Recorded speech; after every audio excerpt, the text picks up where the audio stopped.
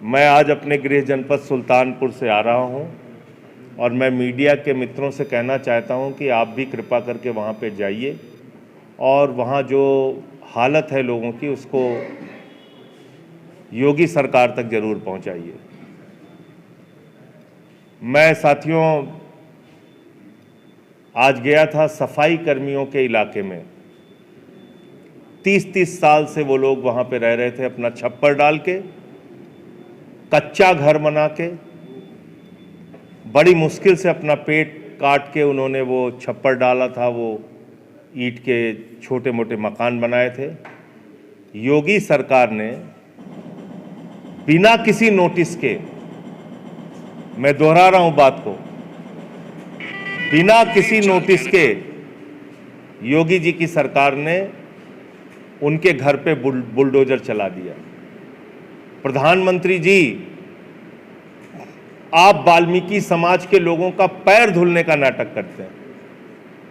पैर धुला था आपने और बोले थे देश का प्रधानमंत्री वाल्मीकि समाज के लोगों का पैर धुल रहा है। देखो फोटो छपी आपकी फ्रंट पेज पे सारे अखबारों में।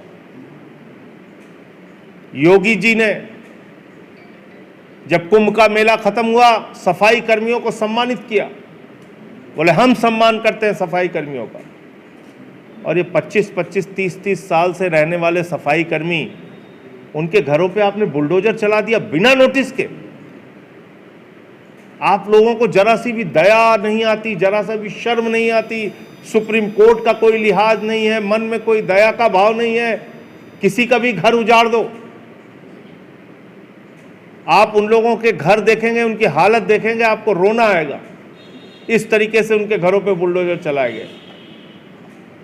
एक बिटिया वहां पे मिली थी, रागिनी नाम की, जो क्लास 2 में पढ़ती है, रो रही थी वो।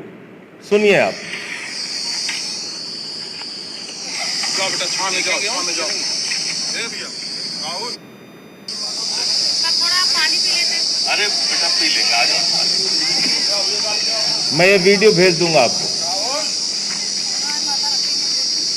लोगों के घर उजाड़े गए और उसके बाद उनको तबाह कर दिया गया। कोई उनको पूछने वाला नहीं, कोई नोटिस उनको नहीं दी गई। किस क्लास में पढ़ती हो?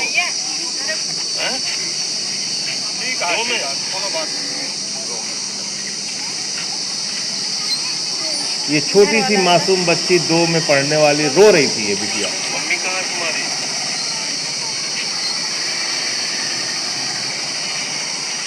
रोजगार दे नहीं सकते, कुछ कर नहीं सकते, खाली लोगों के घर उजाड़ सकते हैं। राहुल गाड़ी निकालो।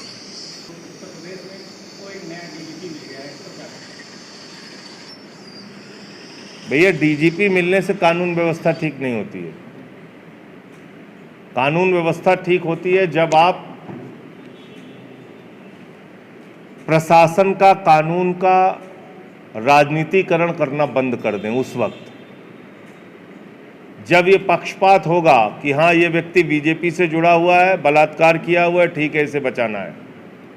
हत्या कर दी इसने, कोई बात नहीं, इसको बचाना है। गुंडागर्दी कर रहा है चौराहे पे, इसको बचाना है। किसी के घर में जाके मारपीट कर रहा है, इसको बचाना है। जब सत्ता खुद अपराधियों को बचाने में लग जाएगी और ये भेदभाव करेगी कि कौन बीजेपी से जुड़ा है, कौन बीजेपी से नहीं जुड़ा है,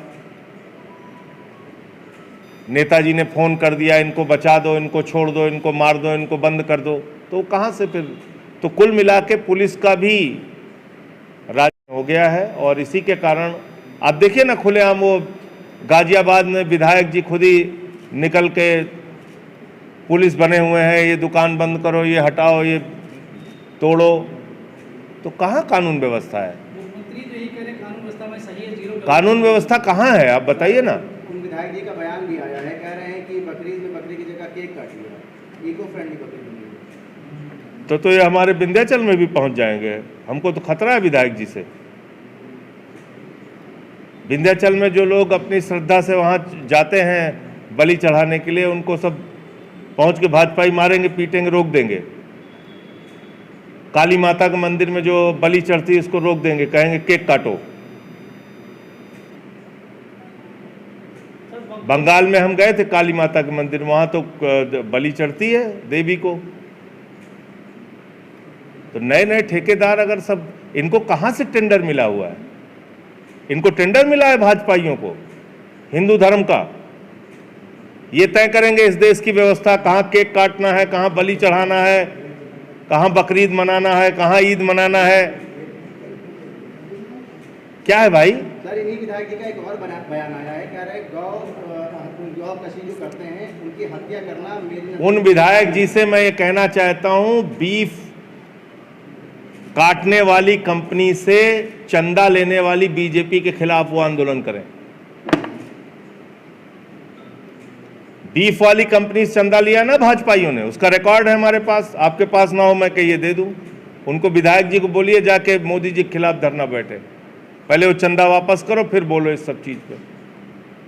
आज मोदी जी के राज में पिछले 11 साल में भारतवर्ष बीफ के एक्सपोर्ट में दुनिया के दूसरे नंबर का देश है। दुनिया का दूसरे नंबर का देश, पहले नंबर पे पहुंचने वाला है। तो आपके राज में तो मांस का व्यापार बढ़ा है और आप बातें कर रहे हैं यहां। उन्हीं कंपनियों से जो मांस काटती हैं बेचती हैं उनसे तुम लोग चंदा लेते हो, दलाली खाते हो, और फिर तुम सिखा रहे हो कि ये ऐसे होना चाहिए वो वैसे होना चाहिए। जी लखनऊ में फैक्ट्री अमूल फैक्ट्री लाचा हाउस है, इसका पानी जो वेस्टेज जो भी पानी होता है वो गोमती में छोड़ा है और उसको ना तो फर्टिलाइज करते हैं ना किसी तरीके से अलग किया जाता है। उस पर प्रदूषण के नियमों के हिसाब से कार्रवाई कीजिए, वो कहाँ हम रोक रहे हैं। लेकिन एक चीज़ ये समझना होगा, हिंदुस्तान में एक बड़ा वर्ग है और जिसमें बड़ी संख्या में हिंदू भी हैं जो नॉनवेज खाते हैं, बड़ी संख्या में है। आप बिहार में चले जाइए, आप उड़ीसा में चले जाइए, बंगाल में चले जाइए, साउथ में चले जाइए, हिंदू ही हैं भैया, वो भी खाते हैं। कि जो कुर्बानी होती है जानवर जब चीखता है तो उससे जो है अर्थक्वेक आता है, भूकंप आता है। और भैया और ये राष्ट्रद्रोह है, हमारे प्लेन जो है हाईजैक हो जाते हैं और उड़ जाते हैं। अब ऐसे ऐसे ज्ञान के लिए मुझे क्षमा कीजिए, इतना ज्ञानी मैं नहीं हूँ।